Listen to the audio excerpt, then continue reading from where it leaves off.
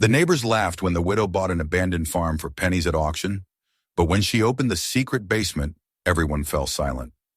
Subscribe to the channel, watch other stories, and share this video with your friends.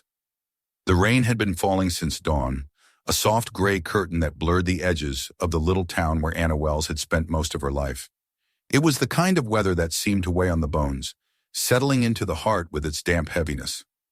Anna sat by the kitchen window of her rented duplex, watching rivulets trickle down the glass, her fingers curled around a chipped mug of coffee, gone lukewarm long before she thought to drink it. The silence in the house pressed against her ears, broken only by the ticking of the wall clock and the faint hum of the refrigerator. Her daughter was away at school, her son lived 3 hours north, and for the first time in her life, she felt the profound stillness of being truly alone. 2 years had passed since the heart attack took her husband.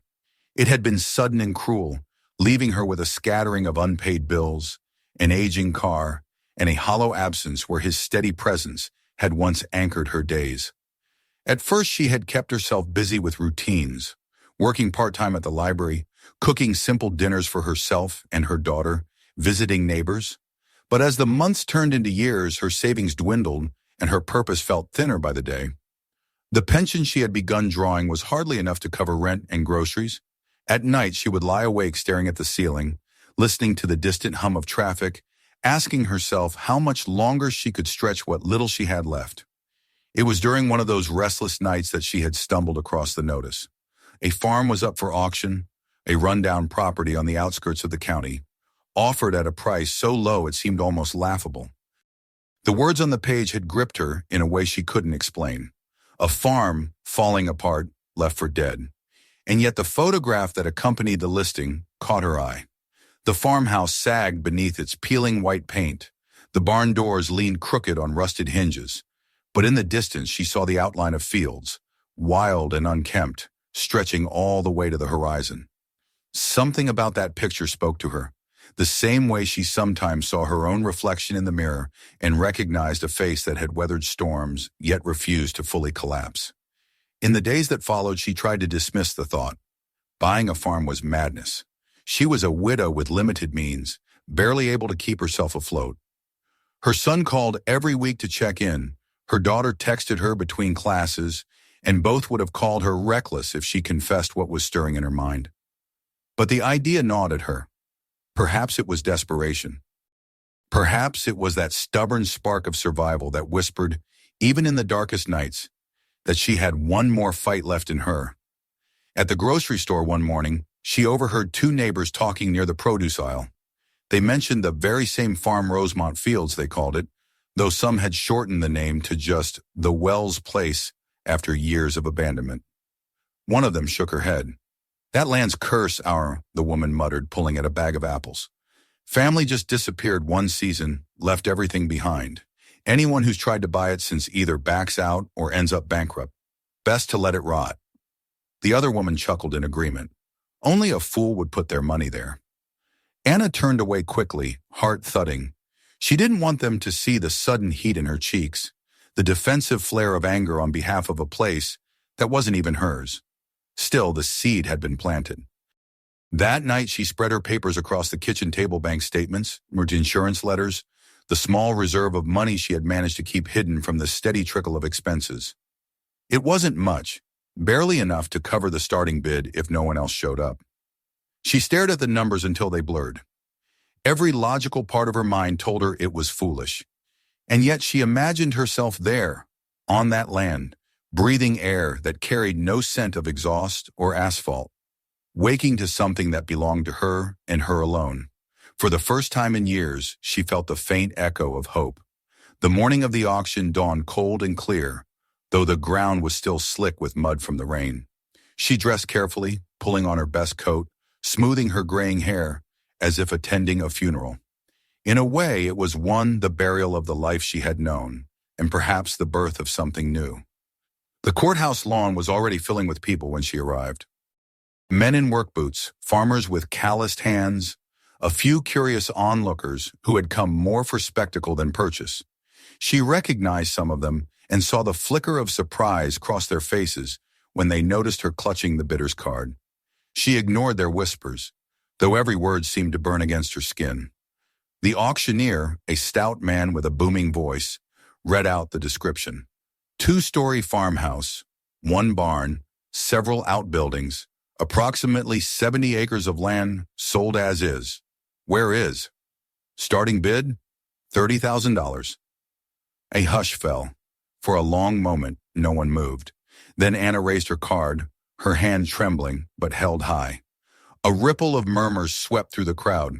A man in a plaid jacket lifted his card as well, but his wife tugged on his arm and he lowered it almost immediately. Another half-hearted bid came from a stranger, but when Anna countered, he shook his head and stepped back. Within minutes, the auctioneer's gavel fell. Sold! To bidder number 14. The words seemed to echo in her ears. Surreal. Impossible. She had won. The farm was hers. The crowd dispersed quickly, some shaking their heads, others smirking as if waiting to see how long she would last. She signed the papers with a steady hand, though her stomach churned. Later that afternoon, she drove out to the property. The road narrowed, winding past fields choked with weeds, until the farmhouse loomed into view. It was worse than the photograph had suggested. Paint peeled in long strips, the porch sagged dangerously, and the windows gaped like hollow eyes. The barn stood in the distance, its roof caved in, while the orchard beyond lay tangled with vines. Yet standing at the edge of the drive, keys clutched in her hand, Anna felt a strange stillness. For all its ruin, the place carried a kind of dignity, as though it had been waiting. She walked slowly up the steps, the boards groaning beneath her weight. Inside, the air was stale, heavy with dust and old wood. Furniture remained scattered as though the family had fled in haste. A rocking chair near the hearth, a dresser with its drawers half open, a stack of yellowed magazines on a table. She wandered from room to room, her footsteps stirring echoes until she stood in the kitchen, staring out the window at the overgrown fields. For years she had lived within walls that belonged to someone else, paying rent, measuring her life in bills and deadlines. But here, in this broken, forgotten place, she felt a flicker of belonging. That night, back in her rented house, she lay awake once more. The farm had claimed her. Whether it was foolishness or courage, she couldn't yet say. What she knew was this: she had taken her last step into the unknown, and whatever awaited her in the shadows of that land would now become her story. The first morning she returned to the farm as its owner, the air was brittle with frost, and her breath hung like smoke in front of her face. Anna parked her aging car at the edge of the gravel drive and stepped out, clutching a thermos of coffee in one hand and a small notebook in the other.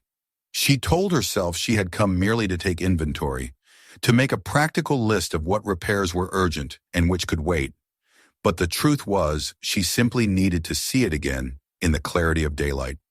The house stood solemn against the pale sky, its sagging roof line etched like a scar on the horizon. She felt both dread and determination as she crossed the yard, the grass crunching beneath her boots, brittle and brown from years of neglect. Inside, the silence was thick.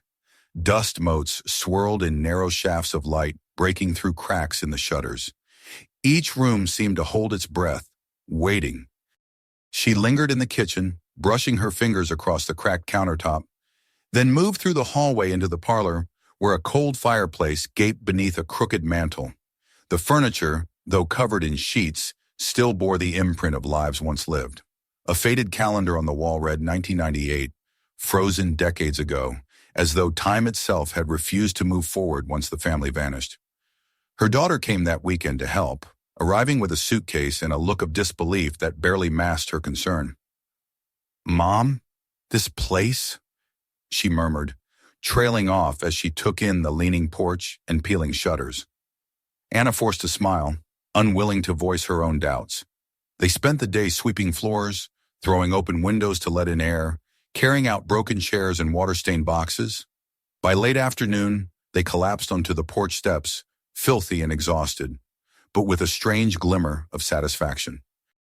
For all its decay, the house had begun, in some small way, to stir back to life. It wasn't long before whispers of the farm's past found their way to Anna's ears. A neighbor, a wiry old man named Harris, stopped by one afternoon as she struggled to drag a pile of brush to the ditch. He leaned on his cane and squinted at the house, shaking his head. "I knew the Whitfields back when they lived here," he said without preamble. "Fine folks, but they disappeared just like that. One summer they were working the orchard, and by autumn the place was empty.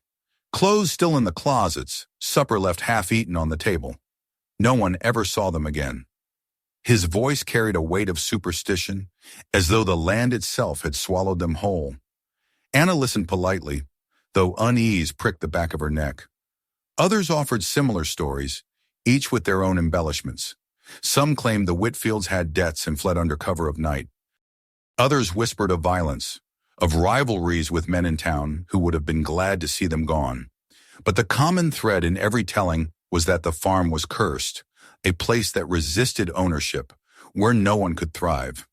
Anna thanked them, but when she was alone she felt the chill of their words settle deep into her bones. The truth began to take shape one afternoon when she ventured into the basement. The stairs creaked alarmingly, and the air grew damp and cold as she descended. Cobwebs brushed against her face, and the faint smell of mold made her throat tighten. At first she thought the basement was like any other crumbling stone walls, rusted shelves, forgotten jars of preserves, clouded with age. But then she noticed the outline of something unusual in the far corner, partly concealed by rotting boards. Setting aside her hesitation, she pulled the boards away and revealed a small wooden hatch flush with the floor. Its handle was rusted, but with effort she managed to wrench it open. Beneath lay a narrow crawl space, barely high enough to stoop inside. Her flashlight beam caught the glint of metal and paper. With trembling hands she reached in and dragged out a stack of old boxes. Inside them she found tools wrapped in oiled cloth. Ledgers filled with neat, slanted handwriting, maps with faded ink markings.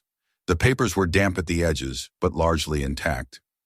She spread them across the basement floor, her breath quickening as she realized she was holding fragments of another family's secrets. One ledger listed sales and expenses for the farm, but alongside the neat columns of figures were strange notations in code, symbols she did not recognize. Another box contained letters, some torn, others unsent, filled with half-finished sentences and references to men whose names she did not know. And then there was the map, yellowed and curling at the edges, with the farm's acreage outlined in careful ink. A single red mark had been drawn on the orchard, where the trees had long since withered into tangled skeletons. Another mark in black indicated the old barn. Anna closed the hatch and carried the boxes upstairs, her heart thudding. She sat at the kitchen table long into the night, studying the papers. They told no clear story, but they suggested a hidden one, a story of dealings and disputes, of something valuable enough to be concealed. She could almost hear the voices of the Whitfields lingering in the margins of these documents, warning her that she was stepping into a shadow much larger than herself. When she spoke of her discovery to Harris the neighbor, he frowned deeply and muttered that some doors were better left closed. "That family wasn't just farming apples," he said grimly. "They had ties, connections in town, folks with power. When you dig too deep, you never know what you might unearth." His warning unsettled her, but it also sharpened her resolve. For the first time in years, she felt purpose ignite within her. Yet the farm itself seemed to resist her presence. At night she heard noises in the walls, as though the house shifted restlessly in its sleep. The wind moaned through cracks and slammed doors without reason. Once she awoke certain she had heard footsteps on the porch, but when she flung the door open, there was nothing but the stillness of the fields. She tried to dismiss these moments as tricks of the mind, yet a small part of her wondered if the whispers about the land carried some truth. Her daughter begged her not to spend nights alone in the farmhouse, but Anna insisted she was safe. Still, she locked the doors carefully, kept the lights on, and listened with an unease she couldn't entirely silence. The documents in her possession burned like embers in her thoughts. They hinted at secrets worth hiding, and perhaps worth killing for. She told herself she was only curious, only preserving the history of the place, but the truth was more complicated. As the second week drew to a close, Anna found her gaze drawn again and again to the old barn, its roofline crooked against the gray sky. The red mark on the map seemed to pulse in her imagination, calling her to it. Whatever shadows lingered in the farm's past, she felt certain the barn would bring her closer to understanding them. She set down her coffee one morning, pulled on her boots, and stepped into the chill air. The earth was soft with dew beneath her feet as she made her way toward the structure. At the threshold, she paused, staring into the darkness within. Dust hung heavy in the air, and the smell of rot pressed against her nostrils. Her heart quickened. Somewhere inside lay answers to the mystery of the family that had once lived here, to the secrets they had buried. The discovery in the basement had been only the beginning. She understood now that the farm would not yield itself easily. Its shadows ran deeper than she could yet imagine, and she was about to step into them. The morning she finally gathered the courage to explore the barn. The sky was a pale wash of silver, the kind of sky that promised neither warmth nor storm, only a cold stillness that seemed to press against the skin. Anna crossed the yard with the weight of the map folded in her pocket, her boots sinking slightly into the damp earth. The barn loomed before her, its roof collapsed in one corner, its wide doors leaning like weary shoulders ready to give way. She paused at the threshold, inhaling the sour scent of rot and mildew. The silence was complete, so complete she could hear her own breath, quick and shallow, as if the land itself was waiting to see what she would do next. Inside, the air was thick with dust. Broken boards jutted out from the walls, and cobwebs clung like lace to every surface. Sunlight pierced the gaps in the roof in narrow beams, illuminating swirls of motes that rose and fell as she disturbed the air with her steps. Her heart hammered in her chest as she traced the interior, searching for the mark the map had indicated. The floor was uneven, layered with years of straw and debris, but she noticed a section in the far corner where the boards were newer than the rest, their nails driven in at odd angles. Dropping to her knees, she brushed away the dirt and tugged at one of the boards. It resisted at first, then gave way with a loud groan, the sound echoing like a cry in the cavernous barn. Beneath the loose planks, a hollow space yawned. She reached into the dark cavity and her hand met the edge of a metal box, cool and rough with rust. With effort, she hauled it out and set it on the floor before her. The hinges screamed as she pried it open. Inside lay bundles of papers tied with string, a stack of black and white photographs curled with age, and several letters folded so many times the creases had nearly worn through. Anna's hands trembled as she lifted the first photograph. It showed a group of men standing in front of the farmhouse decades earlier, their faces grim, their suits formal. One man she recognized from a faded article she had once seen in the county library, a local politician who had risen quickly and then disappeared just as abruptly. The letters were stranger still. Written in hurried script, they referred to meetings held at night, exchanges of money, disputes that grew violent. One mentioned keeping the orchard closed off until things cooled. Another spoke of pressure from the city and the need to remove obstacles. The words carried a tone of fear and secrecy, the kind of words that suggested the Whitfields had been caught up in matters far darker than failing crops or unpaid debts. She read on, her throat dry, until one final letter chilled her to the bone. It spoke of a witness who must not speak and of a deal that cannot be undone. There were no names, only initials, but the implication was unmistakable. Someone had been silenced, perhaps permanently. She replaced the papers carefully, but her mind raced. The red mark on the map had led her here, and the box confirmed that the farm's history was entangled with men of influence who had reason to bury their dealings. If the Whitfields had tried to resist or reveal the truth, it might explain their sudden disappearance.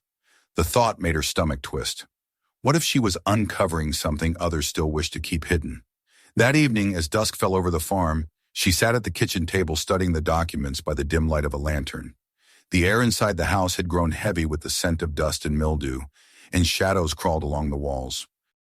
Her daughter had returned to town for classes, leaving Anna alone with her discoveries. She felt both liberated and exposed, as though the farm itself had chosen her to unearth its past. Yet with that sense of purpose came unease. Twice she thought she heard noises outside, the crunch of footsteps on gravel, the faint creak of the porch boards. But when she peered out the window, she saw nothing. Only the stretch of fields dissolving into night. She tried to convince herself it was nerves. The place was old, the wind was restless, and she was alone with her imagination. But the next morning she found something that made denial impossible. Near the edge of the porch, the soil bore fresh impressions, heavy boot prints pressed into the mud. They did not belong to her. Someone had been there, watching, circling her house in the dark. The realization struck like a blow to her chest. Whoever had left those papers hidden in the barn had enemies, and if she had found them, perhaps those enemies were still watching to ensure they remained buried. Fear pressed against her ribs, yet retreat was no longer an option. She could not unknow what she had seen. She carried the documents to her bedroom and hid them beneath the floorboards, determined to keep them safe until she could decide what to do next. All through the day she felt the weight of the secret pressing on her, heavier than the years of grief she had carried since her husband's death. She thought of calling her son, of telling him everything, but she imagined his voice filled with worry, telling her to leave the farm and come live with him. And she could not. This was her last chance to reclaim meaning, to carve out a place that was truly hers. Still, her dreams that night were haunted. She saw faces she did not recognize, heard whispers of deals made in shadow, and woke drenched in sweat at the sound of a phantom knock at the door. She rose and checked every lock, staring out into the darkness where the trees swayed like sentinels. There was nothing there, and yet she could not shake the certainty that someone was near. In the days that followed, she noticed more signs. The barn door left slightly ajar after she knew she had closed it, a faint scrape on the window frame, as though someone had tried to peer inside. Each discovery deepened her unease, but it also hardened her resolve. Whatever truth the Whitfields had stumbled upon, she had a duty to uncover it fully. She was no longer just a widow clinging to survival. She was a witness to the shadows that had clung to this land for decades, and if she faltered, the story would be lost forever. One evening, returning from town with groceries, she found the words "Leave it alone" scrawled in chalk across her front door. Her knees went weak, and she stood frozen in the twilight, staring at the crude letters. Someone knew she was searching. Someone wanted her gone. Fear clawed at her throat, but beneath it burned a flare of anger. She would not be driven off.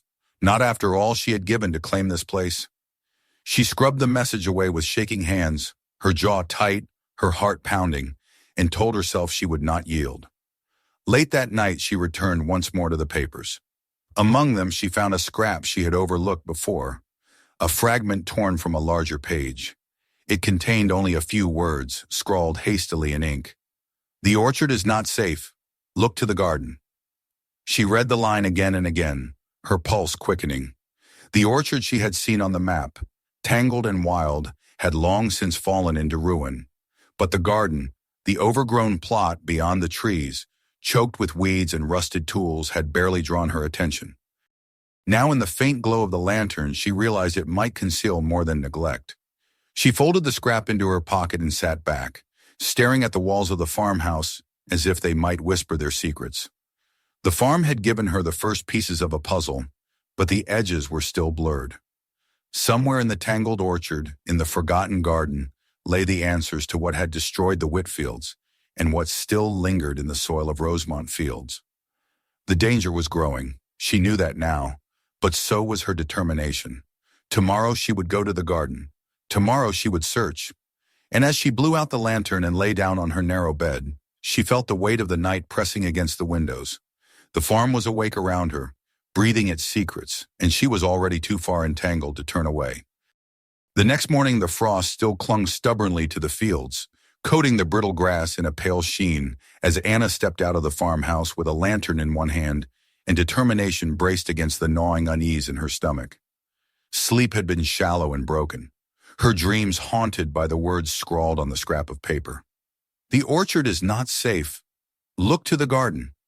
She had lain awake until dawn replaying those words, convinced that they were more than a warning, they were a direction. The Whitfields had left their mark not just in ledgers and letters, but in coded hints scattered around the property, fragments of a truth they had been unable to fully reveal. If the barn had yielded a box of damning evidence, then the garden might hold something far more tangible. The orchard loomed behind her, a dark mass of tangled branches and rotted trunks, But she turned away from it and set her sights on the overgrown patch beyond, the garden that had once been the pride of the family, if the old photographs she had found were any indication. Now it was a tangle of weeds, nettles rising shoulder-high, rusted tools half buried in the soil like bones left behind after a forgotten war. The air smelled faintly of damp earth and decay. Each step through the wild growth felt like pushing into a secret the land was reluctant to surrender. She worked for hours cutting away vines with an old sickle she had found in the shed, pulling up weeds until her hands ached. Sweat mingled with the chill air, soaking into her shirt. At first the work seemed fruitless, just tangled roots and broken remnants of once cultivated rows. But then her foot struck something hard beneath the soil. Dropping to her knees, she clawed at the dirt until a curved surface emerged, the corner of a rusted hood. With growing dread, she cleared away more earth to reveal the outline of a long-buried automobile. The vehicle was sunken deep into the ground, its windows shattered, its body mottled with rust. The realization chilled her. Someone had deliberately hidden it here, years ago, beneath layers of soil and overgrowth. Her lantern beam glinted against something pale inside. She forced the warped door open, coughing as a gust of stale air escaped. Within, collapsed against the driver's seat, lay the skeletal remains of a man. A rotted wallet still clung in the tatters of his coat pocket, leather hardened by time. She pulled it free, her hands trembling, and forced it open. Inside was an identification card, the name nearly illegible but clear enough to read: Thomas Whitfield. The missing patriarch of the farm, gone without a trace for more than 2 decades, had never left the land at all. Anna staggered back, the night air pressing against her as though the earth itself disapproved of her discovery. Her heart pounded and she nearly fled, but something stronger held her still. This was the truth the papers had pointed toward, the truth someone had worked so hard to bury. She covered her mouth with a trembling hand, tears stinging her eyes, not for the bones themselves, but for the cruel silence that had entombed them in secrecy for so long. The Whitfields had not vanished into thin air. They had been erased. She returned to the farmhouse in a daze, unable to banish the image of the skeletal figure from her mind. Her daughter arrived later that evening, cheerful at first, but the moment she saw Anna's pale face and dirt-streaked hands, her expression darkened. Anna hesitated, then confessed everything she had found: the box of letters, the threats on her door, the hidden car in the garden. Her daughter listened in horrified silence before insisting they should leave at once, abandon the farm and the cursed legacy it carried. But Anna shook her head. To walk away now would be to betray not only her own stubborn resolve, but the very people whose story she was uncovering. The Whitfields had been silenced. She would not let their truth be buried again. That night, as wind rattled the shutters, Anna thought she heard movement outside once more, the deliberate crunch of footsteps circling the house. She sat upright in bed, clutching a lamp, her breath shallow. She was certain they were not figments of her imagination. Whoever had chalked the warning on her door was back, making their presence known. But this time she did not rise to the window. She stayed still, listening, the chill of fear settling into her bones but hardening into something else: anger. They wanted her to be afraid. They wanted her gone. But she had seen the bones in the garden. She knew now what kind of truths were hidden here, and she would not retreat. The following day she returned to the garden, this time with her daughter beside her. Together they unearthed more around the rusted vehicle, and beneath the passenger seat Anna found another bundle, this one sealed in waxed cloth. Inside were more papers, records of financial transactions, bank slips, notes written in hurried scrawl. They spoke of bribes, of payments exchanged between local officials and anonymous businessmen. Some of the amounts were staggering, far more than any struggling farm should have been involved in. Her daughter read over her shoulder, horrified. The Whitfields had clearly been entangled in corruption that extended far beyond their land, corruption that had swallowed them whole. By evening, Anna felt the weight of decision pressing on her chest. The more she uncovered, the clearer the danger became. Whoever had left the threats had reason to fear exposure, even after all these years. The names in those papers might belong to men long dead, but the legacies of their crimes lived on, perhaps still connected to people who held power in the county. Every instinct urged caution, Yet she knew she could not lock the evidence away and pretend she had never seen it. To do so would be to surrender to the very fear that had silenced the Whitfields. When the break-in came, it was almost a relief, confirmation that she had been right. She and her daughter returned from town one evening to find the kitchen window shattered, glass glittering across the floor. The boxes of papers she had hidden were overturned, their contents scattered. A chair lay toppled on its side.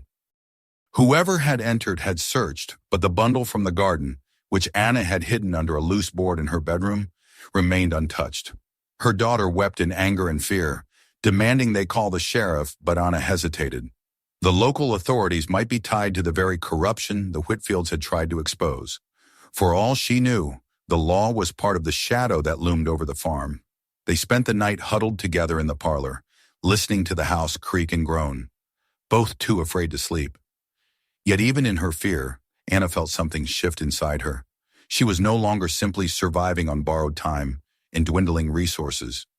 She was holding a story that could change everything, a story written in bones and ink, one that demanded to be told.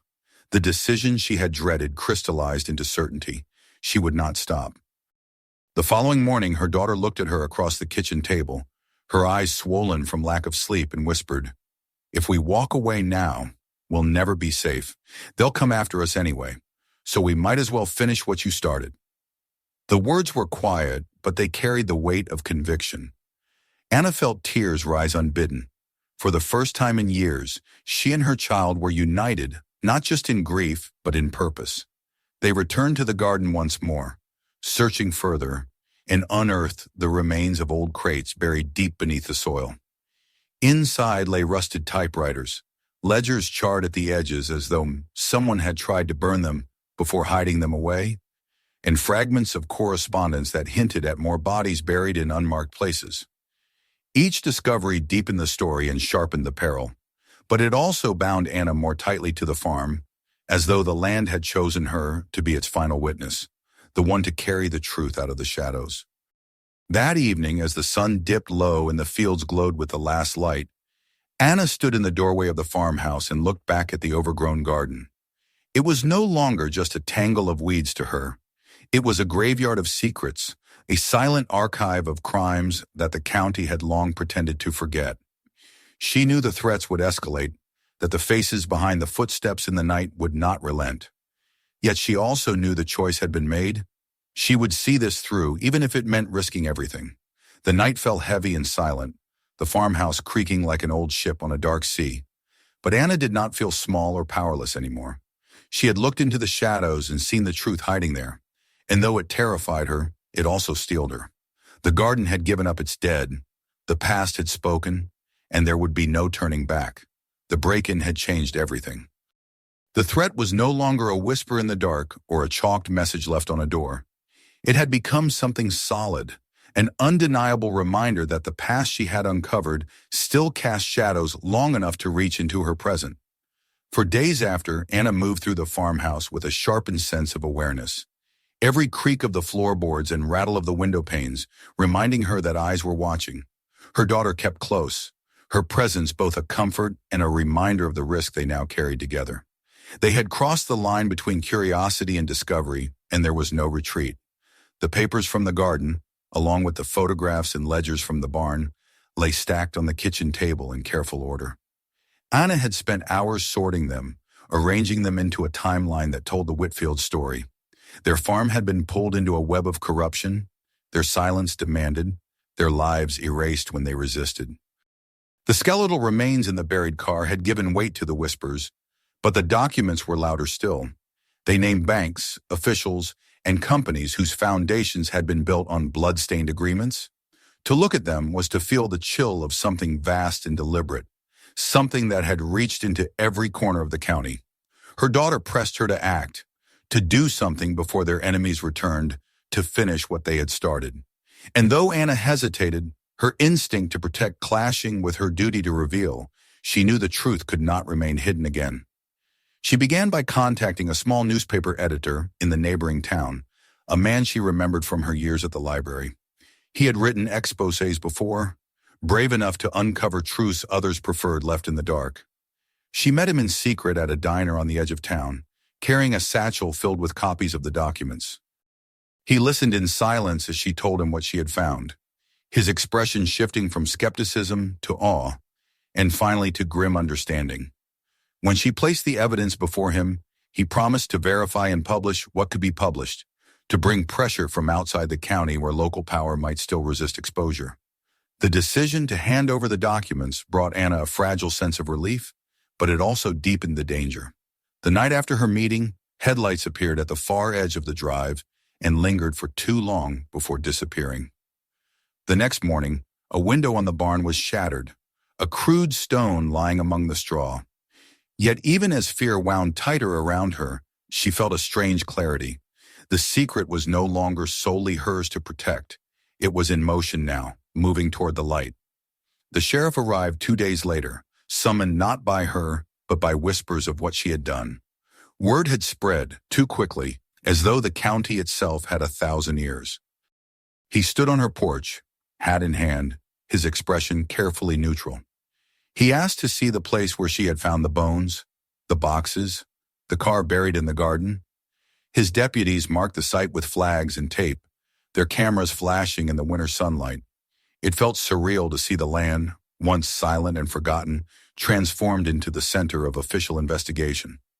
Reporters followed, their vans parked at the end of the lane, their cameras trained on the farmhouse that had suddenly become a symbol of truth, clawing its way out of the earth. Anna spoke little, answering questions only when pressed, but inside she felt the tremor of change. The farm was no longer simply a place she had bought in desperation. It had become a stage upon which justice might finally be played out. She thought often of Thomas Whitfield, his bones folded into the rusting car, and of the family who had vanished without a trace. She imagined their relief, somewhere beyond time, that someone had listened to the echoes of their silence. As the investigation unfolded, more was uncovered. The papers proved the scale of the corruption, linking the Whitfields' disappearance to a network of men who had since risen to wealth and influence. Some were dead, but their legacies lived on in businesses and fortunes passed to heirs. The story spread across state lines, newspapers, and television crews, seizing on the drama of a widow who had stumbled upon a graveyard of secrets beneath her own land. For weeks, her name filled headlines, and she felt alternately like a heroine and a target. Yet life did not pause for her to adjust to the whirlwind. The farmhouse remained drafty, the roof still leaked, the orchard still tangled with weeds. She rose each morning to tend to the place, her daughter beside her, the two of them mending fences, clearing brush, patching what could be patched. In the evenings, when the reporters had gone and the deputies finished their rounds, they sat together in the parlor, the fire crackling, and spoke of what they might do when the storm of attention passed. For the first time in years, Anna allowed herself to imagine a future shaped not by fear, but by possibility. The day the state authorities confirmed the remains as Thomas Whitfield's, Anna walked alone to the garden. Snow had begun to fall, soft flakes settling on the churned earth where the car had been lifted from the soil. She stood in silence, her breath forming clouds in the cold air, and whispered a prayer she had not known she still carried. For him, for his family, for the generations that had suffered beneath the silence. It was not enough, but it was something. Offers began to come in, some from historical societies who wished to preserve the farmhouse as a landmark, others from entrepreneurs who saw opportunity in its notoriety. But Anna turned them all aside. The farm was hers, and though it carried tragedy, it also carried resilience. She envisioned restoring the orchards, reopening the land, and creating not just a livelihood, but a place where the truth would be remembered. Her daughter, once skeptical, now spoke with excitement about heritage farming, about tours that could educate visitors on both agriculture and history. What had begun as a desperate gamble was becoming a future worth building. One evening, as dusk fell and the fields glowed with the last light of day, Anna stood on the porch and looked out over the land. The farmhouse behind her still bore scars, its paint peeling, its timbers weary, but it stood as she stood against time and adversity. She thought of the first day she had arrived, keys in hand, mocked for her foolishness. She thought of the neighbors who had shaken their heads and the whispers that had called the land cursed. And she thought of her own fear, sharp and suffocating, and that had nearly driven her away. All of it had led here, to this moment of clarity. The farm was no longer just a relic of the past, no longer just a graveyard of secrets. It was a place reborn, scarred but enduring, a testament to what could be preserved and reclaimed. She knew the road ahead would be hard, that rebuilding the orchards, repairing the barns, and keeping the truth alive would demand more than she thought she had left to give. But she also knew she was no longer alone. The farm had become part of her, and she of it. As the wind swept across the fields, carrying with it the scent of snow and earth, Anna whispered into the dusk, not to the land, but to the unseen presence she had felt ever since she first set foot here. "You are not forgotten," she said softly. "Not anymore." And with those words, she stepped back into the house, into the uncertain but resolute future that awaited her, carrying the farm's fate and her own into the light. If this story shocked you, make sure to hit that subscribe button so you don't miss the next one. Watch our other unbelievable stories waiting for you right now and share this video with your friends. Let them see the twist no one expected.